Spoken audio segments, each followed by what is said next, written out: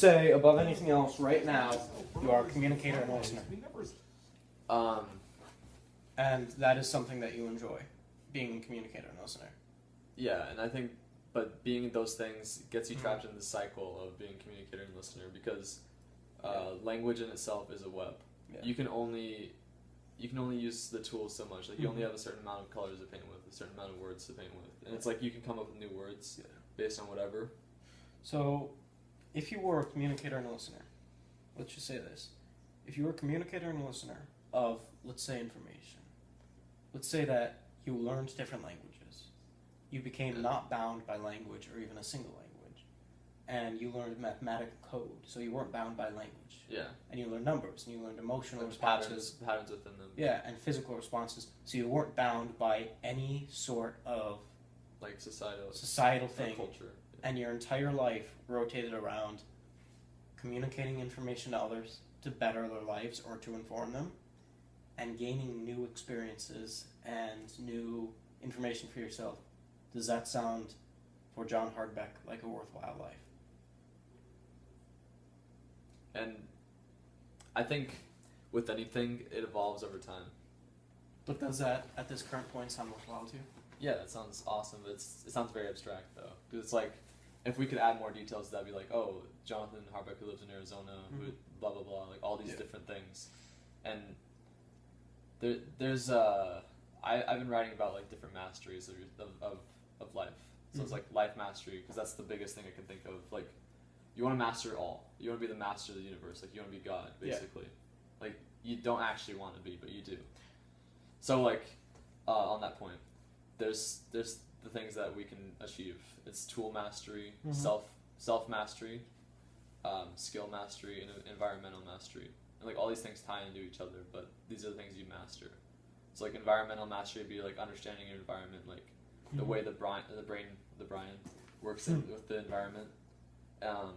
Taxi drivers actually have an enlarged hippocampus, and it develops over time. Like this is the part of the brain that develops over time. Within certain occupations, you can recognize parts of the brain that will actually become enlarged or become more used. Like it's called greasing the groove. Greasing the groove. Like if you keep using it over and over, it just builds like a rut. Like it erodes over time. Like not necessarily erodes, but like becomes more powerful and more used.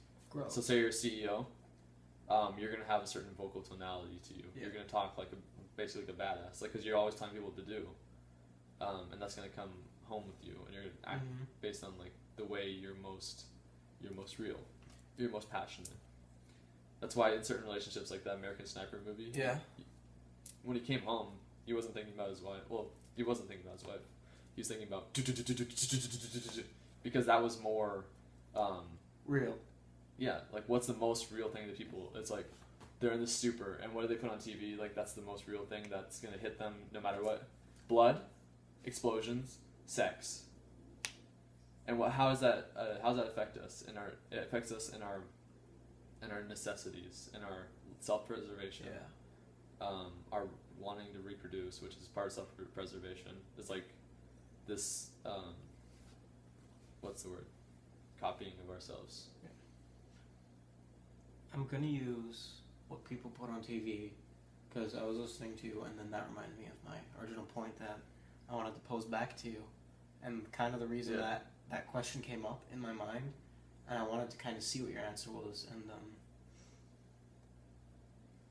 my question is, why don't you come to Chandler Gilbert Community College with me to look at either a degree in communications or journalism, so that you could possibly, because being a listener, what I feel like the entire point of this conversation to me is convincing myself, and hopefully convincing in a little bit of way you, that you, John Hardbeck, if you wanted to, could be the best investigative journalist or reporter or something of that nature in the world, so that you could spend your life or the next segment of your life gaining information in multiple aspects of everything without limiting yourself. Language, mathematical, physical, emotional. You could have the ability to gain and transfer knowledge, which is something that literally every time I see you, you talk about a book, or you talk about an experience, or you talk about something that you've done that you communicate to everyone you know, and you let it affect you, and you use it as a human being more than anyone else. And I feel like that if you, even for the next 5 years, or a next small portion of your life, if you did that, I feel like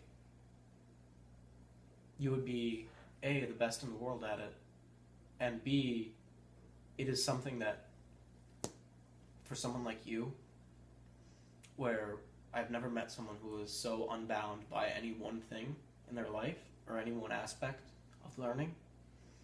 For someone like that, like you, I feel like it would be probably the best thing in the world for you, because there is no other real occupation or real way to survive and quote unquote make money and have a career or anything like that in this world where someone like you could learn and do and go everywhere and learn everything in this world that you could ever want to know, while still using that knowledge and being close enough to society but not necessarily part of it, that you can better other people's lives while you better your own to such an extreme point that I can't even imagine it. Like, the way you're talking about that really, that was awesome, dude.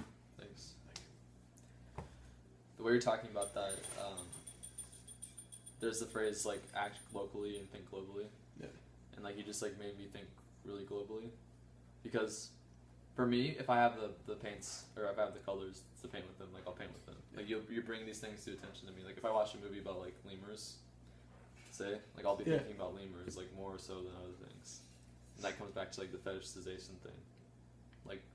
Like if you're a kid and you watch Toy Story, it's like these things would be more valuable to you. It's just because you remember them. It's just because they happened to you. And like there's American culture and then there's like Indian culture, right? If you're like 10 years old and you met another kid who's like 10 years old, you'd be at that point where it's like you're trying to talk about things. It's not like you're just playing outside. You're trying to talk about things, and you don't have the same things to talk about. You don't understand each other's jokes. You don't understand each other's culture. But like going off what you're saying about doing that, it kind of brought home the point about like I want to help people. Mm-hmm. It's really important to me. At the same time, I want to help myself, because if you're helping others, there's always going to be that like that investment of energy. Like if helping, it means like if or being something the best is like when I talk about greasing the groove before, it's like you're greasing that groove of being like a good person or like the best person you possibly be. Like you've had those moments where you're just like everything you say is funny, everything you do is like awesome. Yeah. Like you know what I'm talking about. It's just like you just feel great, and you want to be in that like 24/7, which is maybe not possible, or maybe it's possible to like expand it more so. Mm-hmm. And you want to have that happen, so that's part of like taking care of yourself. Yeah. You want to be able to do that, but if you're always helping others, you're never going to be at that point where you're taking care of yourself. You're always going to be that like savior type. You're going to be that saint. Like being a saint is great because it's like, oh, you're like Gandhi or you're like blah blah blah. Like they all have these like like Mother Teresa, it's Gandhi, like Jesus, whatever. Mm-hmm. It's like they're helping others, but did they really have like are you really helping others if your example is saying don't go for it all the way yourself? Like is it better to be like an Olympic athlete who's just like going to achieve something very amazing for themselves, or is it better to be somebody who's just like stretching themselves kind of thin, like trying to like spread out their influence and like help others? Like I don't know, it's kind of a hard question. But when you're talking about how the world is like such a huge place and talking about all these different people and like helping all these different people in like the village, like talking to people, I don't even know if you said that, but that just made me think of that. It's like if you look on the news and just think about all the different people that ever like existed or you know about. You think about people that were like those people that got trapped in the basement, like by the dad, like who just like he like raped his wife or whatever, like just put her in the basement. Like, Raped his wife or his daughter? both. Like Oh. he trapped them in the basement, and maybe they were married. I don't even know what it was, but it's like with those kind of people, to them it doesn't matter location. You're just in a dark basement. Yeah. Like you don't know location. You don't have any reference to reality. You're just in this dark place. It's like claustrophobic. You're stuck there. And that's how I feel a lot of people live. Like maybe they're not getting raped every day, but like they're stuck in this little Ignorance. ignorance. It's subjectivity. It's darkness. Yeah. And I don't always want to like reference like other philosophers, but have you heard of the cave allegory? The allegory of the cave. No. By Plato. Tell me. It's the allegory of what a philosopher is. A philosopher is somebody who questions reality, and they start to understand reality as not being like this at any given moment, Mm-hmm. or like your feelings at any given moment. Like you're not just like this force inside you. You're not just like anger, like look, I need to destroy. Yeah. You're also like trying to shape that anger, shape your reality, and like it's all interacting with each other. That's what a philosopher is.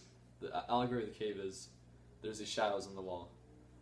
But these shadows on the wall are being projected by these by you, I think, by like this projection of who you are, and the flame is the distractions. I think the flame is like the first distraction, and then the shadows on the wall. Like it's all these progressive steps of like what a philosopher really is. Like they go out into the sunlight. Yeah.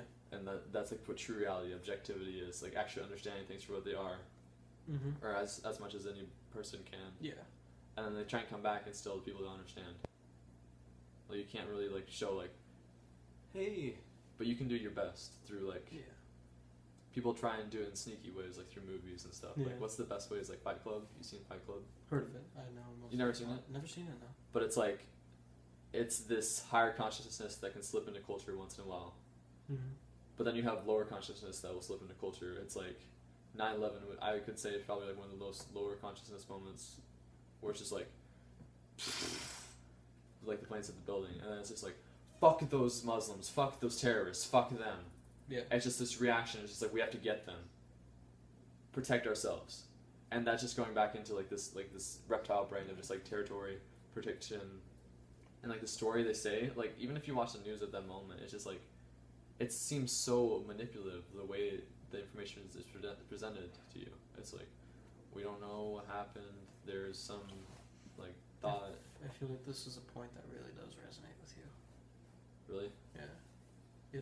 Even from like the emotion and tone you're giving off, it's and the facial expression. I feel like this does resonate with you a lot, and that's so much in going off of everything you say. The reason I said all these things, and I want to know if you were interested in any of that and kind of bring that to your awareness, is because